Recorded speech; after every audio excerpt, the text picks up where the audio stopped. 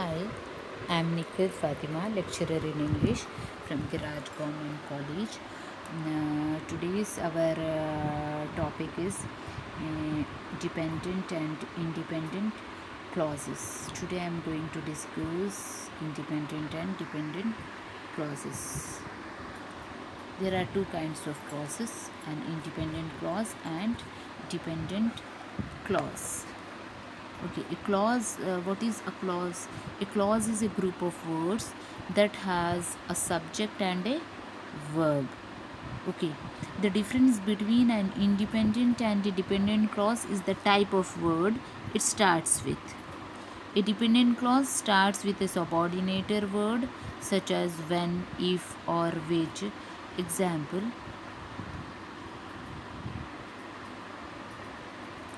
when Ronnie gets here, if Dancy comes to class late, which I bought last weekend.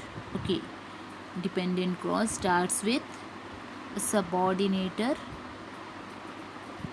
and an independent clause can stand alone as a separate sentence and does not start with a subordinator.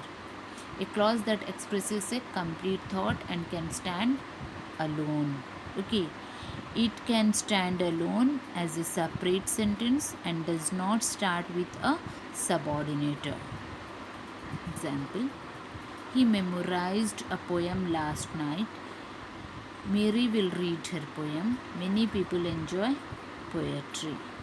When an independent clause starts with a capital letter and ends with a period or question mark, it is a sentence. Okay. When an independent clause starts with a capital letter and ends with a period or question mark, it's a sentence. Here, dependent clause, it starts with a subordinator and it does not express a complete thought and it cannot stand by itself as a sentence. Example: because he memorized a poem. When Mary reads her poem at school, since many people enjoy poetry. What makes one clause independent and another dependent? That is subordinator, nothing but subordinator. Because he memorized a poem, he memorized a poem. Here, because he memorized a poem, it's an independent clause because it is starting with a subordinator, and second is he memorized a poem. It is giving a complete thought and it is standing on its own and it is not starting with a subordinator. A clause is dependent or subordinate when it begins with a subordinate word.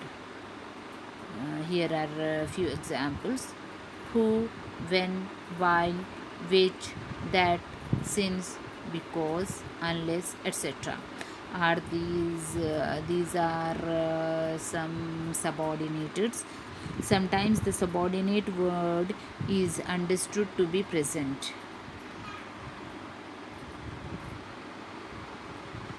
A dependent or subordinate clause needs an independent clause to create a true sentence. Because he memorized a poem, Mike will receive extra credit. Mike will receive extra credit because he memorized a poem.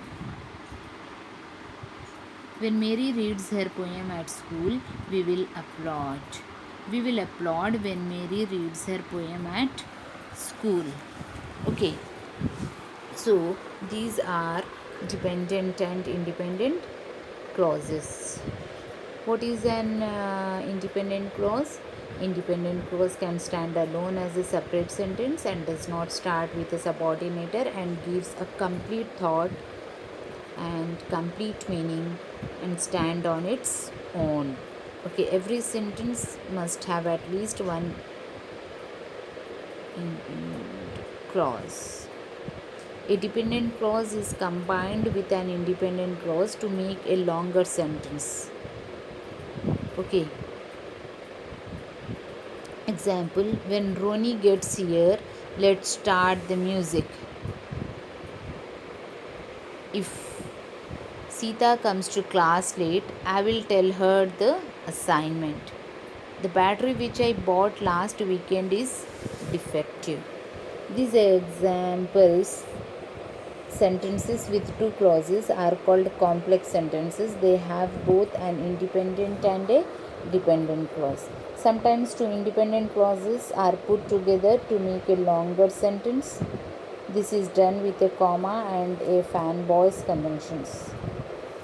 Fanboy's conjunctions are nothing but for, and, nor, but, or, et, so. All these are coordinating conjunctions. Fanboy's conjunctions are coordinating conjunctions. These are used to connect clauses, dependent and independent clauses, or two independent clauses. Okay. Sometimes two independent clauses are put together to make a longer sentence.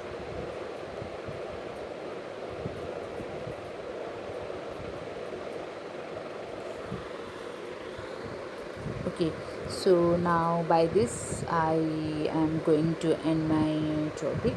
Thank you.